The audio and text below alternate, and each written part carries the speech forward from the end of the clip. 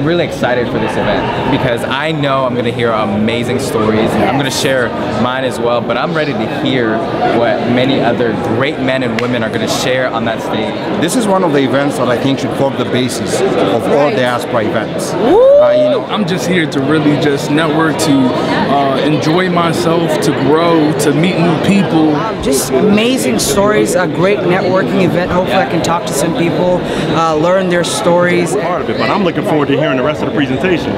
Okay. Not only am I a speaker, but I enjoy listening and getting those nuggets as much as I can from the other presenters. I am a single mother myself. I have a 6-year-old son that I'm raising, and it's so important for us to raise our young boys to be great young men in this country.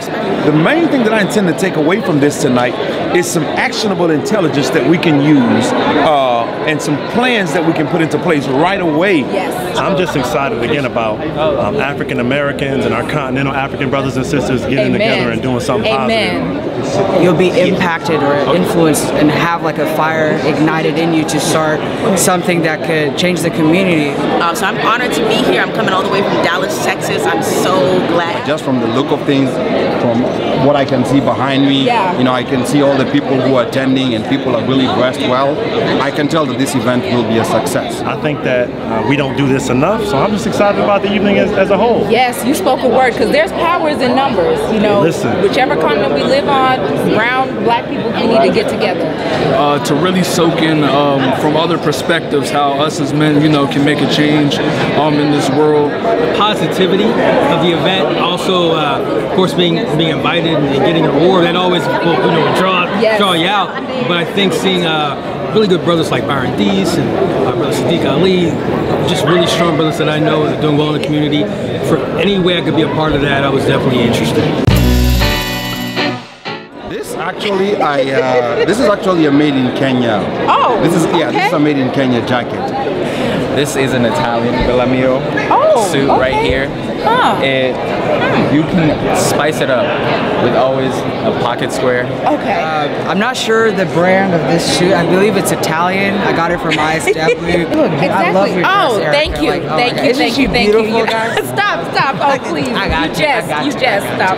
The dress is actually by me. I am a designer. I have my own clothing line called. So Masterpiece makes masterpieces? Right. It's called Masterpiece Boutique. But I like to, you know, make a statement and tell something about me. But got the tux suit and as well as the shoes. The shoes are looking sharp. I'm telling you, looking very sharp. Yes. And men, please do away with the baggy.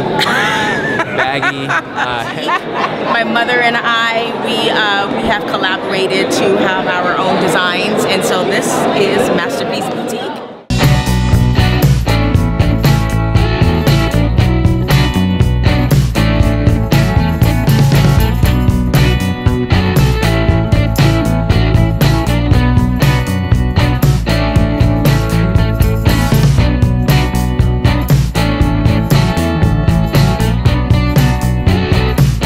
I just want to thank my wife, Martha, and together with my children who are here tonight for standing together with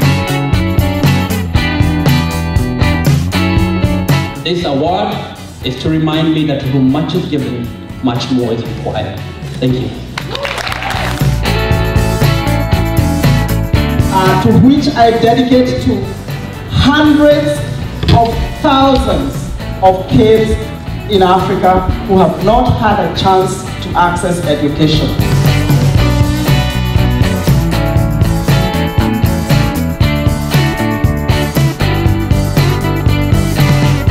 So as a result, I'd like to aspire to say to all the parents, if you have any child, anyone in your family going through tough times, do not write them off, because everybody is born and destined to become somebody. And please do not give up on them.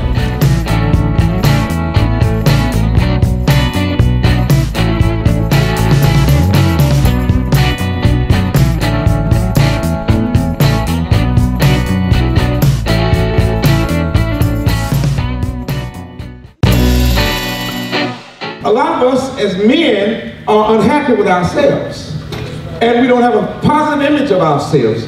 And and positive images of ourselves are not reinforced in music and in culture and in television. And so as a result, we have a negative image of ourselves, and then we're asked to love the people who come from us, and it's nearly impossible. But we find that a lot of the kids that we're supporting are from families that are led by single mothers. Not because the fathers are dead, it's because the fathers fear responsibility. But again, a lot of times I've seen it from personal experience where women will say, hey, if you don't have anything to contribute financially, don't come around and see your son or your daughter. When again, in actuality, love is not just a noun, love is an action word. And a lot of our kids, they don't spell love L-O-V-E, they spell love T-I-M-E. As a man, your identity is in the revelation of Christ. That's right. Secondly, too many young boys don't have zip control. Having too much sex, don't have the maturity to handle what comes after that. I also blame the church. Too much praise the Lord, but not dealing with the right issues. Naturally, a mother is designed to nurture and protect. And sometimes, as a male myself, sometimes we can play on a female's emotion and be manipulative in some ways. And sometimes boys do that to their mothers. Anybody know what I'm talking about? Okay? And it's hard for her to see that the way I can see it. Because I know the nature of a man more than she knows the nature of a man. What needs to happen is that I think it's okay for her to be like that. And this is why the fathers need to be in the home, because now we got to bring the balance to when that is happening. Yeah. Does that make sense to y'all? I truly believe that every young child should have a mentor. I didn't have a mentor when I was coming up, but I still had people that I could look up to. I had a mentor about 2 months right after I got saved. And when us as teenagers were growing up, we're trying to figure out who we are. You guys know how the high school, you guys went to it there. That's what really gets a lot of teenagers frustrated, and they're throwing temper tantrums. They're trying to figure out who they are. And it's frustrating. It's struggling and it's tough, because it's tough enough being a man. It's even tougher being a man who doesn't love himself and being told by society, you need to love your children. And one of the things that I found is that not only do we suffer from a very, very acute case of relationship poverty in many of our communities, we also suffer from folks in the community turning their back on young people, our young men included. So my solution, one of the things I talk about extensively, is community parenting. Community parenting, right, is the concept of if little Johnny got in trouble at school, before he got home, the entire neighborhood knew that Johnny was in trouble. That's right. And before he got home, little Johnny already had about 4 or 5 butt whoopings. And then he had to get in the house and face mommy and daddy. We've lost our way in terms of community parenting. Too many of us say, that's not my kid, Johnny don't got nothing to do with me. And we turn our back on Johnny, and then Johnny, we don't pay attention again until he's wreaking havoc in our neighborhoods. It's easy to say praise the Lord, but these young people are struggling with feelings. And there comes a time we have to stop thinking about offerings only and start dealing with the real issue. And so that's why, as a father, I have to train differently from the way she trains. My assignment for them is different from her assignment for them. Her assignment is to nurture. My assignment is to help them to grow up and have integrity. They grow up being followers. They grow up following Instagram, they're all following. And this generation is growing up following until we teach them that they're leaders, they're meant to lead. That's when they'll become readers, because leaders are readers. And that's a saying that everybody knows in this room. And they will come to know that knowledge. Like I said, people perish without knowledge. Sometimes the shifting might not be comfortable. It may require you moving in with grandma.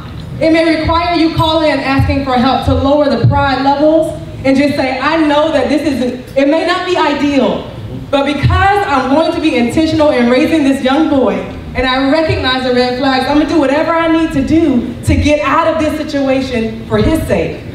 And I think sometimes we're just too busy to recognize the red flags.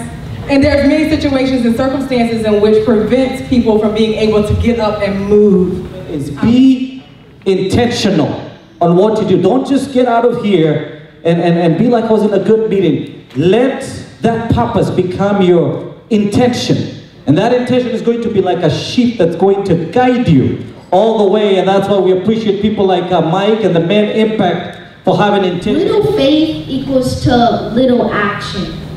Big faith equals to big actions. That reminds me of Thomas Edison. He believed that he could make the light bulb. And he tried not once, not 10, not 100. His friend came over and said, "Hey Tom, do you want to come and stop and take a break with us, go to the movies?" He said no. He stayed. 1,000, 9,000. He said, "Tom, you want to stop trying and failing too much." Tom did not call them failures. He called them teachings not to do the next time. 10,000 times he made the light bulb.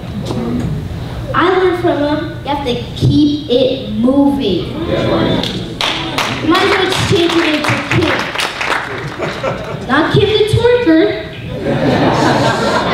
Keep it moving. Tell your neighbor, my name's Kim. While you guys are standing up, I want this side to say believe, and I would like this side to say action when I motion you guys. Believe! Action! Believe! Action! Believe! Action! Now, at the count of 3, I want you guys to say thank you for believing, for putting action into it, and thank you for God. 1, 2, 3. Thank you! God bless.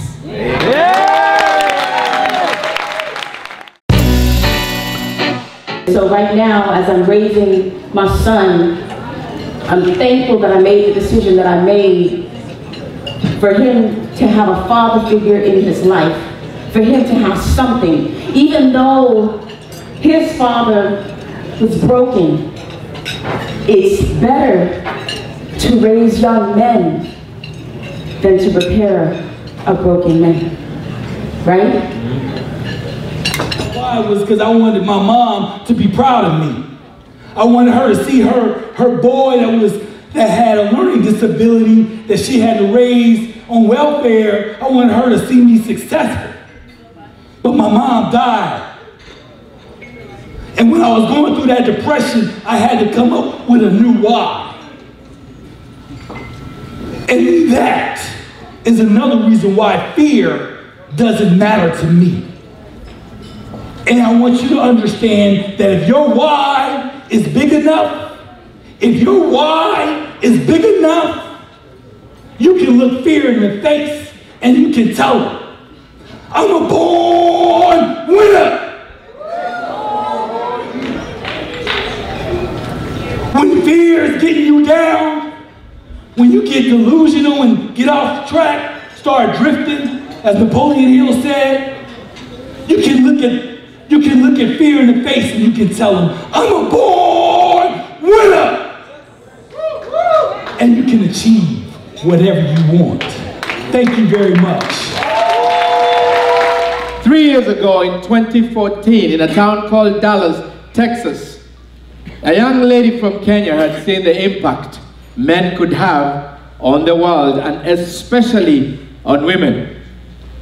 She had seen the constructive power, but she had also seen the destructive power that men and boys could wreak on the world. For that, Dad, I want to thank you.